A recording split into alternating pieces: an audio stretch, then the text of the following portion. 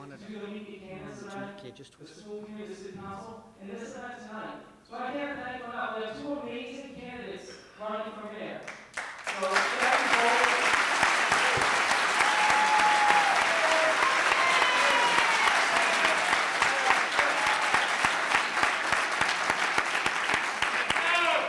And I wanted to introduce John, who is from Alden, who's actually run his own campaign for the election next week, and he took the time to be here with us because he too believes in the value of getting in front of the voters for all candidates. So thank you so much, and let me.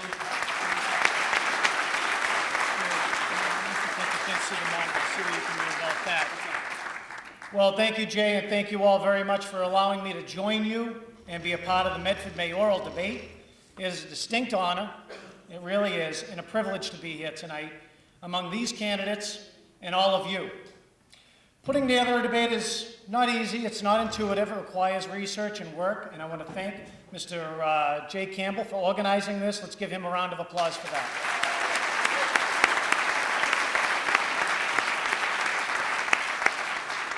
It was my pleasure to moderate the Medford City Council debate earlier this month, and it's an honor to be back.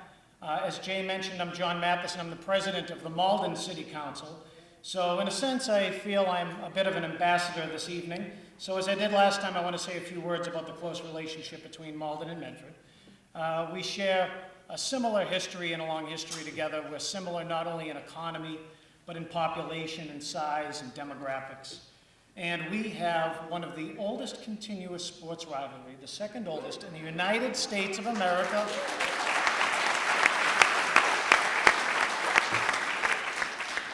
In 1889, the Malden-Medford Thanksgiving Day game began, and we'll be playing it again. And it predates all professional and collegiate matchups in this country. And I can assure you that outside of those few hours, Malden and Medford are indeed close partners and friends.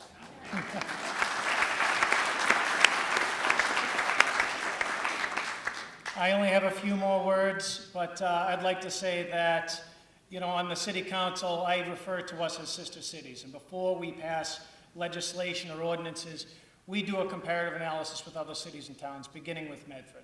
And I can tell you that people from Malden are watching this debate. This is a monumental moment in Medford's history. It's been over 20 years since we elected a new mayor. And it's a testament to these two candidates that they've reached the stage tonight, that they have dedicated their lives to public service.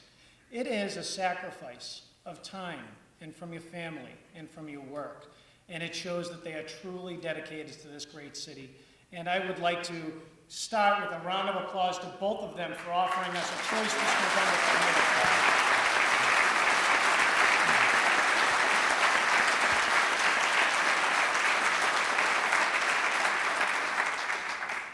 So before we begin with the questions, I want to go over the format. We have two candidates, and each candidate will have 2 minutes to introduce themselves and 2 minutes to give a closing statement. We have cut cards, and we have decided randomly which candidate will be opening and which candidate will be closing. And there will be 10 questions. Each candidate will have 2 minutes to answer the question, and then 1 minute for a rebuttal. So that accounts for a total format time of 60 minutes, and the entire program time is estimated to be about 1.5 hours. Mr. Campbell will be keeping time on the computer monitor. A real-time monitor here will display to the candidates how much time is remaining. So with that, we'll begin with opening statements. And I believe the first opening statement will begin with Ms. Eugenie Burke. Ms. Burke.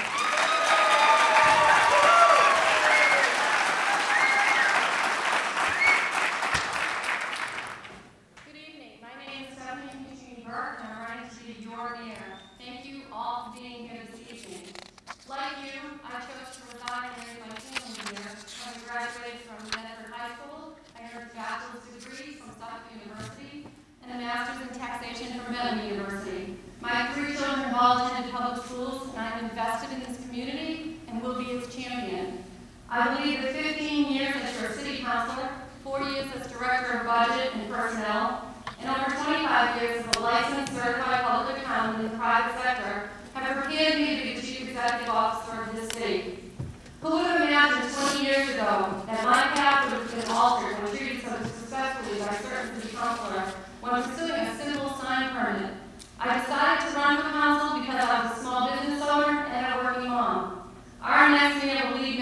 to a brighter future, and to do it, one needs to be inclusive, calm, respectful, and equipped for the job. One must listen, be organized, and ready to lead. I am that candidate, and that has the critical attributes necessary to move all of Medford forward.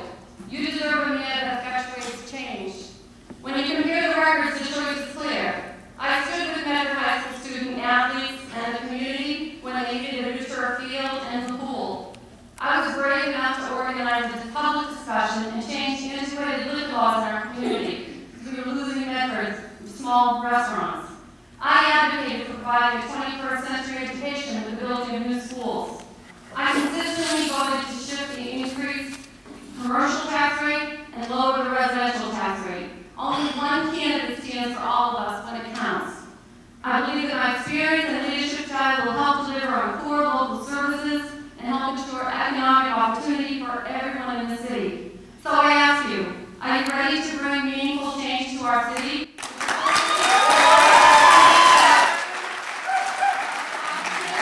Or remain neutral, the person who has been a part of government for 36 years? I thank you.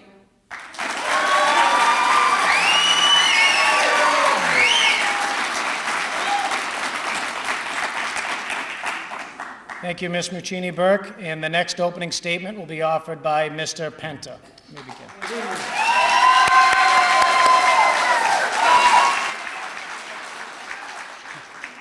I can see this is going to be a contest in this audience tonight, that's for sure.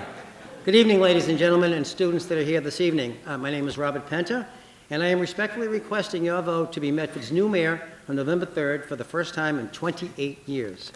Throughout this campaign for mayor, it has been personally rewarding for both Susan and I to have met so many dedicated supporters, of which many have become our new friends. Having met and listened to the concerns of so many of our citizens who desire a new beginning for our city, I am humbled by those who have understood and chosen to support the Penta plan to move Medford forward. A specific plan that will address the unpopular kiosk parking that is not user and business friendly. A specific plan that will address commercial, residential, and mixed-use development that includes the hiring of a qualified grant writer who will become part of a new Office of Business and Cultural Affairs. A specific plan that will address options for a new police department building and financial plan within the next 3 years. A specific plan that will embrace a future educational platform here at Medford High and throughout our public school system, a 5% individual school building maintenance requirement, and promote our public library to be an inviting and enticing place. A specific plan that will include an independent auditing review with fresh eyes to examine our city and school department financials, and a specific plan that will address our water and sewer street infrastructure. Will the Penta plan happen overnight? Absolutely not. But what will happen overnight is a plan that our citizens will know that a transparent plan is in place and all are welcome to be part of it. The most telling difference between my opponent and myself is that I have a specific plan and a vision for Medford, and Ms. Burke does not only offer generalities. Medford has been stuck in neutral for way too long. It's time to put it in park and move ourselves forward. Thank you.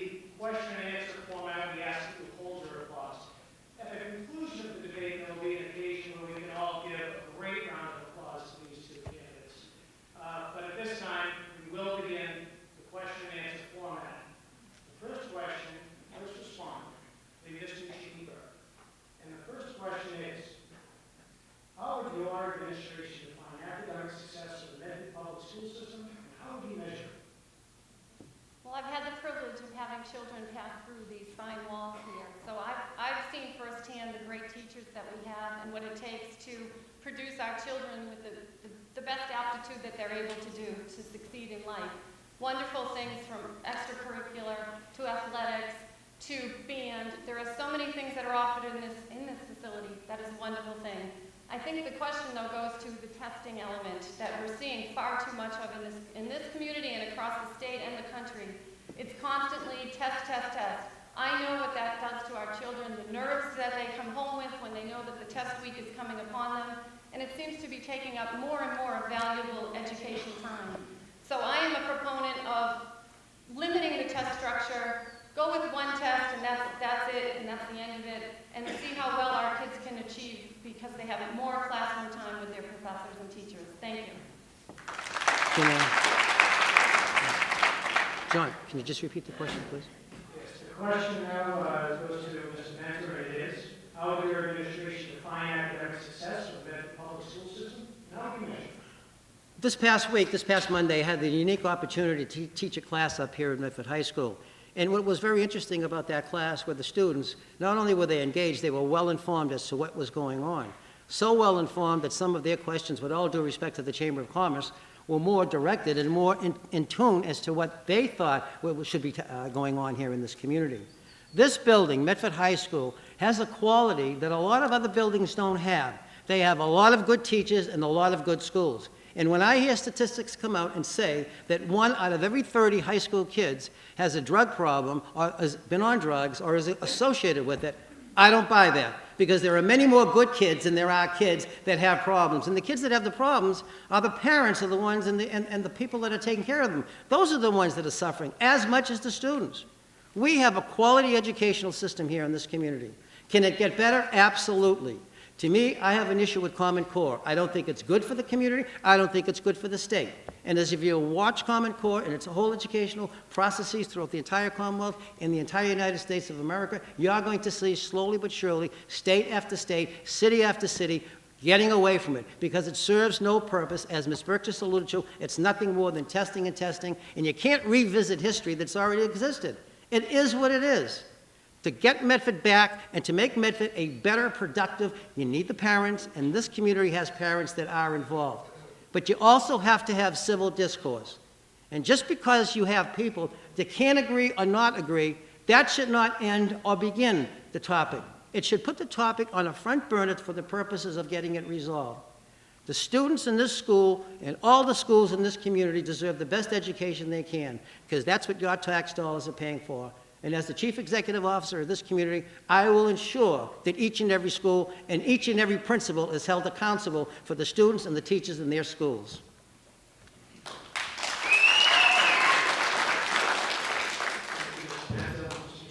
Thank you, John.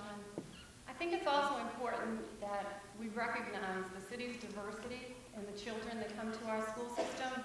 We have such a diverse population, and I think, honestly, that that's some of the best education that we see our kids get is through what they learn from the child next door to them that's from a different country, speaks a different language, and there's a huge learning opportunity, I think, in those aspects. But when it comes down to testing, it's just way too much. We need to limit it. We need to get back focused on educating our children and providing the best education possible. As the chair of the school committee, I will listen to everyone, all of the committee members, the state, the Department of Education, and we have to come up with a plan that works best for our community and the diversity that we hold within our community. Thank you. One of the things I think we all need to realize and understand is the local press doesn't do the job it should do. It should be into these schools for the purposes of education. They should be in the schools. They should be finding out what's going on. Do you realize how many teachers receive awards in this building? All the buildings in this community. Do you know how many students excel over and beyond the national average? You don't hear about it. This past Tuesday night at the council meeting, I had the honor to give a resolution to this young lady. I won't mention her name because I don't want to embarrass her if she's here or not. But she received an award because she's a teacher that received the state award for being a teacher who could teach the students of many languages. We have a great community of ethnicity, but we also have a community of people who want to learn. That's our responsibility. This is not 1960 or 70 or 80. This is the year 2015. And the city of Medford will move forward. And I intend to make it move forward. I intend to keep myself up to date, and more importantly, I'm going to ensure that those people who are responsible for the education in this community, they stay up to date too, because that's the most important thing. If you're uneducated, you really won't know what to do. Thank you. Thank you, Mr. Benton. Question number 2 will go to Mr. Penta first, and it is, major developments are planned in the surrounding communities near and on the borders of Medford. How will these developments impact Medford, and how do you intend to address these developments or their impacts? The first thing I would do is I would change the Office of Community Development to the Office of Cultural Affairs, which would include the arts and the history and any type of development that would want to come into this community. I would make it paramount with having a professional grant writer to come in. Not a novice grant writer, a professional grant writer. And if we have to pay good money for it, we will pay good money for it. Because if you don't spend good money, you'll never find out what you're capable of getting. Some of them have the luxury of knowing when IKEA went out of business, that opened up a big opportunity for some of whether they were going to go forward with Walmart or not. They decided not to. They had private investors and developers come in there. And what they were able to show that they could put mixed-use development together. And that's exactly what they did. And we all know what Somerville is capable of. But we're capable of the same thing. Just in Medford Square alone, if you go along the waterway and you work yourself down to the Senior Citizen Building and you come around to the large parking lot over there, that's all owned by the city of Medford. So if I was, as the chief executive, I would turn around with my grant writer and I would say to a developer, listen, we own the property, we're going to give you a long-term list. We're going to give you a 5-year tax incentive, and we're also going to make you have a requirement that, first of all, you have to hire Medford people. You're going to have a designated period of time. We want you to come back. Tell us what you can do for us. You know, the city of Medford is right in the throes of receiving a grant. It's called the Economic Assistance Coordinating Council. It's a state investment that comes into cities and towns, but the cities and towns have to show what the need is for. We have the need. Medford Square is dying. It needs a new rebirth, and we can do the same thing as our sister cities have done. We are unique unto ourselves. And lastly, I would eliminate the kiosks because those are the things that are the most unfriendly and unbusiness in this community. And we would work on something different, which would be parking enforcement that would work for this community. Thank you.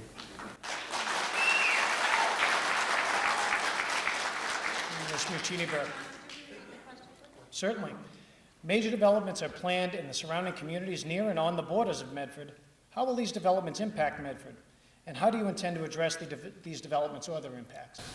Well, first off, I think that we're all anticipating the opening of a casino in Everett, which certainly is a major development that is right across the way from Wellington Station.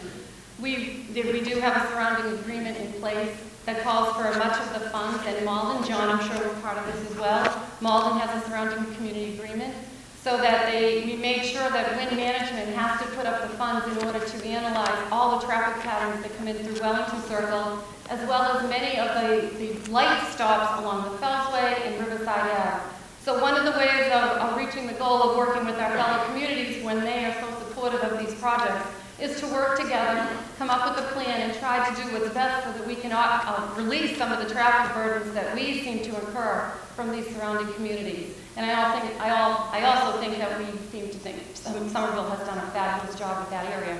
But secondly now, to get to Medford and what we need to do, because obviously if we do improvements, we impact our surrounding communities as well. But Medford Square has to be a priority. We have to invest in the future of Medford Square. We need an OCD office that is staffed, and I've offered a few different plans of augmenting the funding that can go into that department. One being through amending the linkage ordinance, and second, through coming up with a partnership similar to the Salem partnership, where you bring all the brain thrust of our community, and we have a lot of smart people in our community. Bring them to the table, get their ideas, work on how we can bring businesses into the community that we want in our community, not that just find it because they may have the cheapest rent around. So I think it's very important for us to work cooperatively with our fellow communities and also internally to do the best that we can do for our city. Thank you.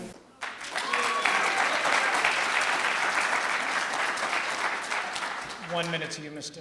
Benton. First of all, we have a Chamber of Commerce here in the city of Medford. It would be my intent to make the Chamber of Commerce a working, productive arm of the city of Medford. For way too long, it's just been too silent as far as I'm concerned. And having spoken to many members of the Chamber, they are looking forward to being a working, productive member here in the city of Medford. When we talk about the city of Malden, Malden was one of the very first communities, if not the first community, to jump on and to get financial rewards from Wind Management because they saw it coming. The Wellington Circle area, we still don't know what the ramifications are going to be over there, but we know that there's going to be a traffic impact. Unfortunately, the present administration decided not to take any of the upfront money and to use it for something else, rather than to look for any type of traffic mitigation that could take place at Wellington Circle. And lastly, and probably most important part about it is, this community has a tremendous amount of people who are invested with talent, who are willing to volunteer their services. That's a tap that hasn't been done for years, and that's what I intend to do. Thank you.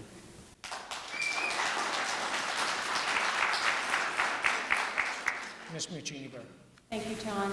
I think a perfect example of how you can work together was the River's Edge project, which was parcels on Medford, Malden, and Everett land. The commission was put together, and it's comprised of the 3 mayors, as well as 3 appointees of the mayor, as well as the governor's appointment. And I think what we're seeing at River's Edge, and I hope that you will all take the time to go down and look at this beautiful area of our city, is a beautiful facility.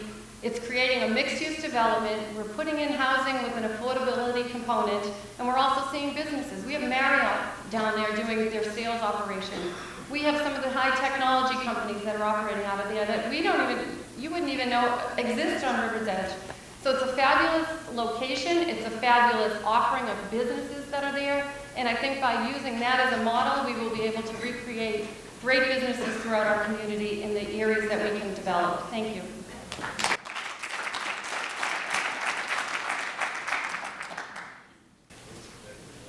The interesting part about development is just what does development mean?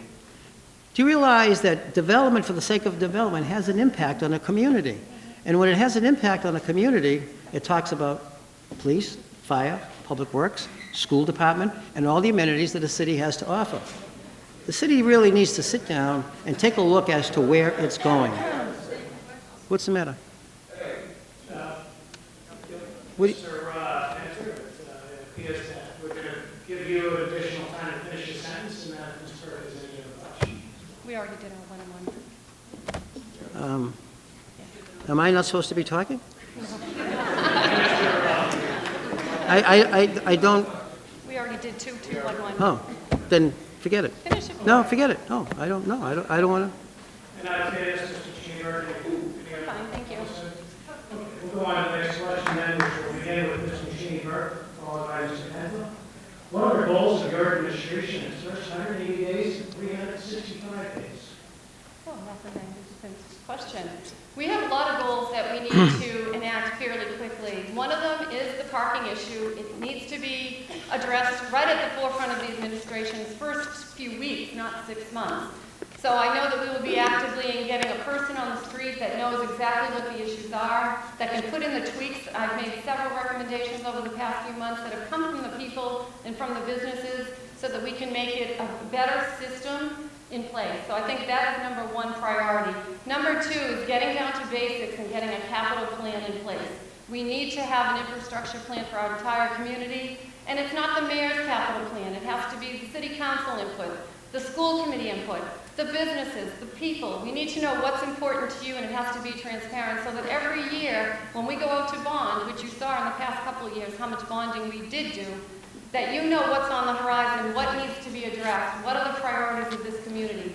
So that clearly is something that I think is very, very important to this community. Number 3, we have to get the plan for Medford Square that has sat idle on a shelf for so many years. We need to get that dusted off, get a consultant in to update that plan, again with the people's input of what is important today as opposed to what was important 5 to 7 years ago. And then we need an implementation plan so that we can get Medford Square off the ground. The city owns several parcels on the City Hall end that is ripe for development, and I know that that will definitely be a priority of my administration. Thank you. Thank you, Mr. Penta. 2 minutes. No, wait for the thing. First thing I would do, I have a difference of opinion with Stephanie on the kiosk. I just don't believe it's working in the city. You can tweak it all you want.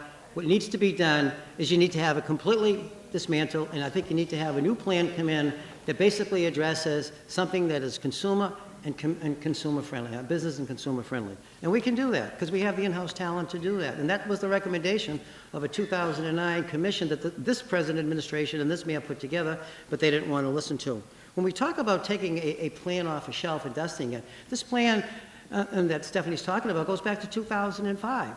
Now, this present administration, which she was part of it, has been sitting there for the last 4 or 5 years for which she's been there, and nobody's brought it forward.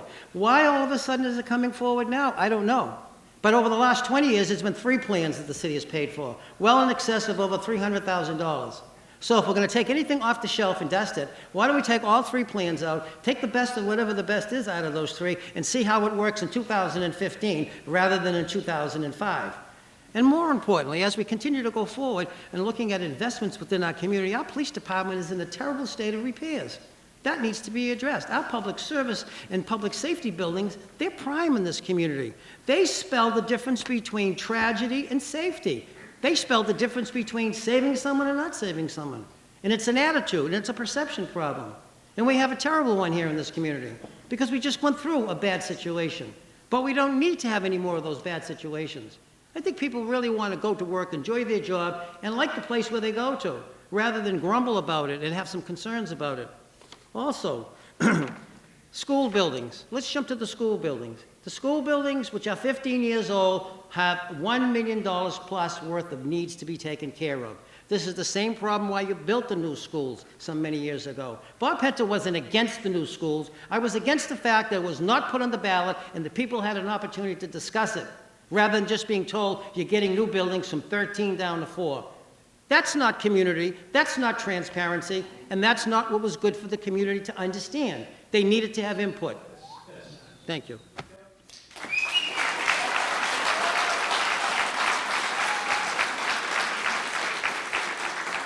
And again, for the sake of time management, we ask that you hold your applause following responses. That's 1 minute now to Ms. Muccini.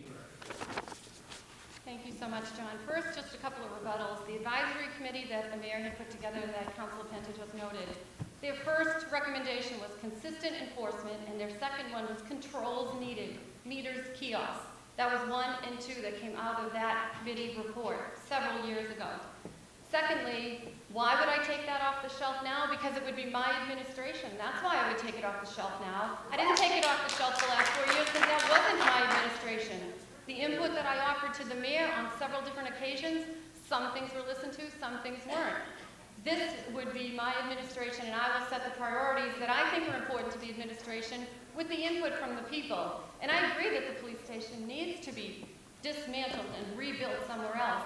That's part of the capital plan. How do we know what's important to the community unless we put it all down on paper and realize what are the priorities, what do we need to attack, what do we have to do with our financing structure so that we can afford to pay for these things? That's what my administration will be looking at in the first 3 months with the capital plan that will be in place. Thank you. Finally, 1 minute applause. Continuing on, what I would do is hire an independent auditing firm with some nice, clean, fresh eyes to look at our city books and our school department books. They haven't been done in 28 years. Sure, we have an audit, but we have, it's like buying a company. When you buy a company, you might think you're going to rely on somebody's books, but you're going to bring your own people in. And if everything's going all right, so be it. If things need to be corrected, well, they're going to get corrected because it's your money, it's your tax-paying dollars that need to be corrected. They need to be worked upon. Now, when we talk about taking off this plan of revitalizing Medford Square because it wasn't her administration, it's going to be now. But when you're number 2 to the mayor and you don't have this opportunity to let your feelings known as to what needs to be done, well, I don't know how good of a communicator what that could be. You know, when you're director of budget, which is number 2 to the mayor, you're presenting to the mayor that for which needs to be done. You know, when we get a budget that looks, when we get a, wait a minute, I'll wait, never mind. I'm done.